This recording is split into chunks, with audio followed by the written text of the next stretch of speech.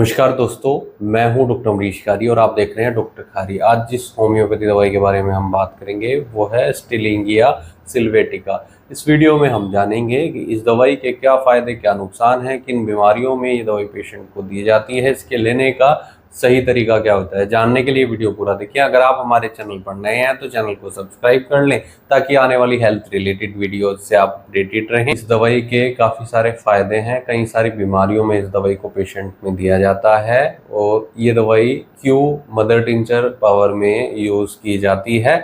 खासतौर पर इसे रेस्पिरेटरी डिसऑर्डर्स में दिया जाता है, यानी सांस से संबंधित, फेफड़ों से संबंधित रोगों में इसे तब दिया जाता है जब पेशेंट को ड्राई कफ यानी सूखी खांसी होती है और पेशेंट को स्पास्मोडिक कफ देखने को मिलता है या फिर गला पेशेंट का बैठ जाता है। खासतौर पर ऐसे लोगों में जो गायक होते हैं, सिंगर्स होते हैं या पब्लिक में जिन लोगों को बोलना होता है, तो ऐसे केस में इस दवाई को गले बैठने के केस में भी और ड्राई कफ सूखी खांसी के या ऐठन के साथ अगर छाती में और गले में दर्द हो रहा है तब ये दवाई रेस्पिरेटरी प्रॉब्लम्स में दी जाती है। इस दवाई को रियोमेटिज्म के केस में भी दिया जाता है, गठिया बाई के दर्द में भी इस दवाई को दिया जाता है। अगर पेशेंट को हड्डियों में दर्द रहता है और सिर दर्द की भी शिकायत साथ में होती है, क्रेनियल बोन में पेशेंट को दर्द होता है, तो ऐसे केस में दवाई बहुत इफेक्टिव रहती है। इसे हम कुछ चर्म रोगों में भी देते हैं, जैसे सिफिलिटिक में दे सकते हैं। क्रोनिक इरप्शंस अगर पेशेंट को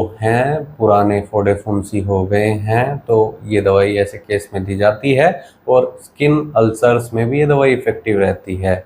जिन लोगों को अल्सर्स हो गए हैं या इरप्शंस पुराने हैं, सिफिलिटिक कंडीशन है, ईचिंग होती है, तो ये दवाई बहुत इफेक्टिव ऐसे केस में रहती है। इस दवाई को आँख के और कान के इन्फ्लामेशन में भी दिया जाता है। अगर पेशेंट को किसी वजह से किसी इन्फेक्शन के कारण आँखों में स्वेलिंग आ गई है या कान में सूजन आ गई है तो ये दवाई बहुत इफेक्टिव रहती है ऐसे केस में। इसके अलावा इसे हम जॉन्डिस में दे सकते हैं। पीलिया को ये दवाई कम करती है। अगर पेशेंट का बिलिरुबिन बढ़ा हुआ आ रहा है, लिवर अफेक्टेड है, स्किन पीली हो गई है, बुखार की शिकायत अगर हो गई है और नोजिया वोमिटिंग के सिम्टम्स हैं, लॉस ऑफ एपेटाइट के सिम्टम्स हैं, भूख नहीं लग रही है, पेट दर्द भी हो रहा है, तो ऐसे केस में दवाई इफेक्टिव रहती है।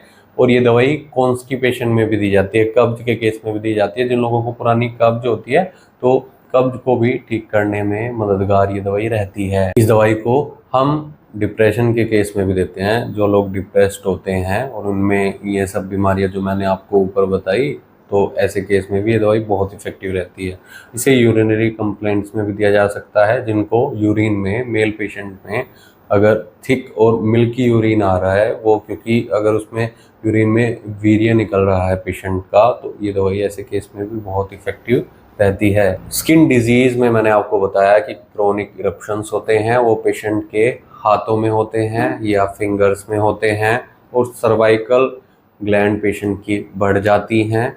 ऐसे में ये दवाई बहुत इफेक्टिव रहती है। लेग्स में ईचिंग है, बर्निंग सेंसेशन है, हवा में जाने से अगर खुजली टांगों में बढ़ती है तो ये दवाई बहुत इफेक्टिव रहती है। ये सारे सिम्टम्स पेशेंट को आफ्टरनून और डैम्प वेदर में बढ़ते हैं। आपको ऐसी कोई शिकायत है तो एक बार अपने होम्योपैथी डॉक्टर से सलाह जरूर ले लें।